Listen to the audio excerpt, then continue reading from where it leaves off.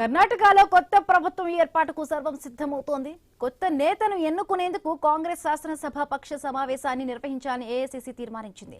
ఇవాళ సాయంత్రం 4 గంటలకు విధాన సౌధలో నిర్వహించే ఈ సమావేశానికి శాసనసభ్యులంతా హాజరు కావాలని కేపీసీసీ ఆదేశాలు జారీ చేసింది. ఈ సమావేశానికి అధిష్టానం నుంచి పర్యవేక్షకులుగా కేసీ వేణుగోపాల్, రణదీప్ సింగ్ నుర్జేవాలా హాజరు కానున్నారు. సిద్దరామయ్యతో పాటు విధాన పరిషత్తులో సభానాయకుడు బోసురాజు, కేపీసీసీ కార్యదర్శి అల్లమప్రభ పాటిల్ పార్టీ తరపున పాల్గొంటారు. ఈ ప్రక్రియ తర్వాత కొత్త నేత గవర్నర్ను కలిసి ప్రభుత్వ ఏర్పాటుకు అనుమతి కోరనున్నారు. అధికారిక ప్రకటన మినహా కొత్త సీఎంగా డీకే శివకుమార్ ప్రమాణ స్వీకారం చేయడం ఖాయంగా కనిపిస్తోంది. ఆయన ప్రమాణ స్వీకారానికి ఇంకా స్పష్టమైన తేదీ వెల్లడించలేదు. జూన్ 5 లోపు ఈ కార్యక్రమం ఉంటుందని తెలుస్తోంది. ఇప్పటికే విధాన సౌధ వద్ద కొత్త ముఖ్యమంత్రి ప్రమాణ స్వీకారానికి ఏర్పాట్లు ప్రారంభించారు. మరొకవైపు కొత్త మంత్రివర్గ కూర్పుపై కసరత్తు కాంగ్రెస్ అధిష్టానం చేస్తోంది. సిద్దరామయ్య తన తరపున మంత్రుల జాబితాను రాహుల్ గాంధీ, మల్లికార్జున ఖర్గేలకు అందించారు. తన కుమారుడు ఎమ్మెల్సీ యతీంద్రకు కీలక శాఖలతో పాటు ఉప ముఖ్యమంత్రిగా అవకాశం ఇవ్వాలని ప్రత్యేకంగా కోరినట్టుగా తెలుస్తోంది. సిద్దరామయ్య ప్రభుత్వంలోని మంత్రుల్లో దాదాపుగా సగం మందికి కొత్త మంత్రివర్గంలో చోటు ఉండదని తెలుస్తోంది. ఇక సామాజిక వర్గాల ప్రాధాన్యాల ప్రకారం 4 డిప్యూటీ సీఎం పదవులు ఇవ్వాలని ఏఐసీసీ ఆలోచిస్తోంది.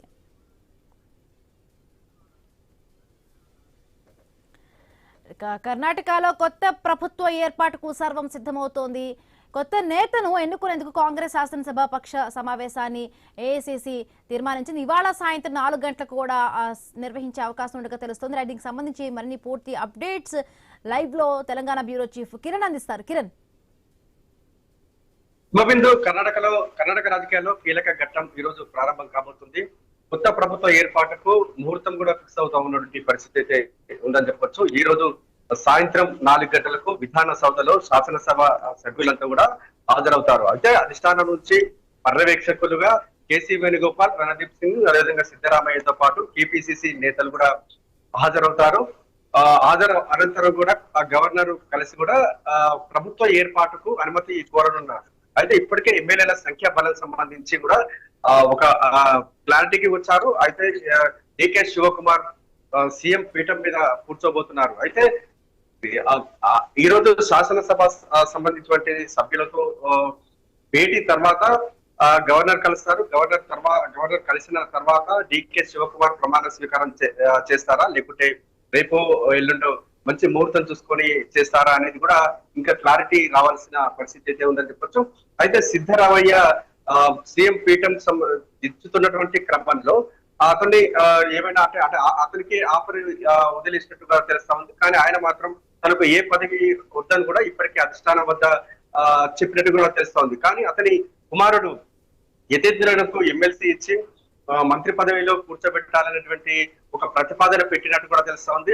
ఆయన ప్రతిపాదనను కూడా హైకమాండ్ పరిశీలన చేస్తున్నట్టు కూడా మనకు సమాచారం అంతా ఉంది. అయితే కర్ణాటక సీఎం డీకే శివకుమార్ దాదాపు సీఎం పీఠం ఎక్కేది కూడా ఖాయం అయిపోయింది.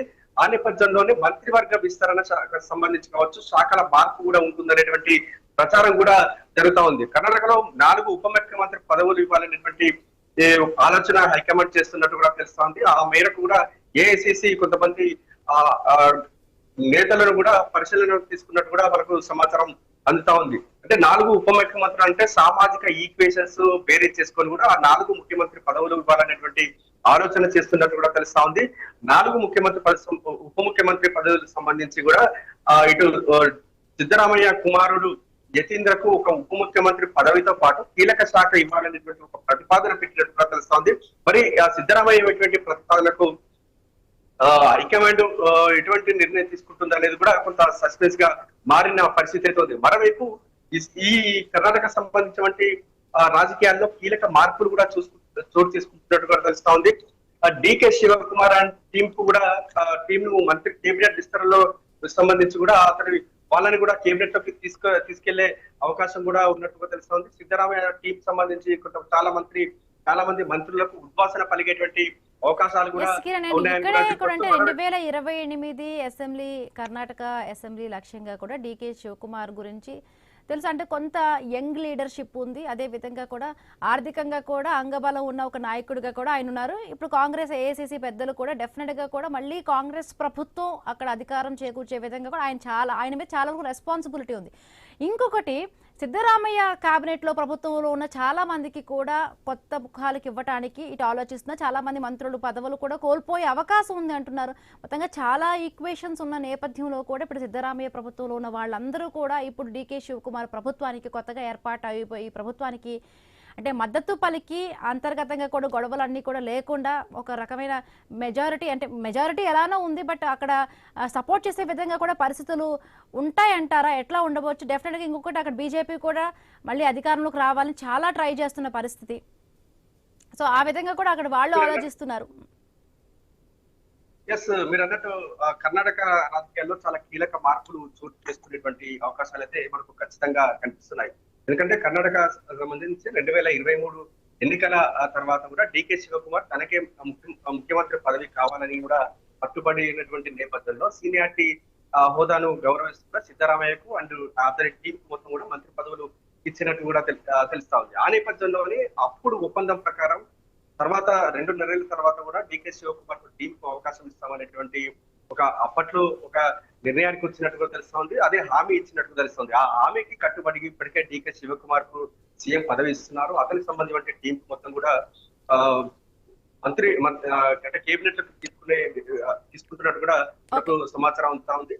అంటే కీలక శాఖలకు సంబంధించి ఇప్పటికే కేవలం సిద్ధరామయ్య సంబంధించిన టీం కు పక్కన పెట్టి కేవలం అతని కొడుకు రాజకీయ భవిష్యత్తు పైనే అతను మాట్లాడుతున్నట్టుగా తెలుస్తుంది. ఆయన టీం సంబంధించి మంత్రి పదవి ఇవ్వాలని కూడా పెద్దగా పెద్దగా ప్రతిపాదన పెట్టినట్టు కూడా తెలుస్తుంది.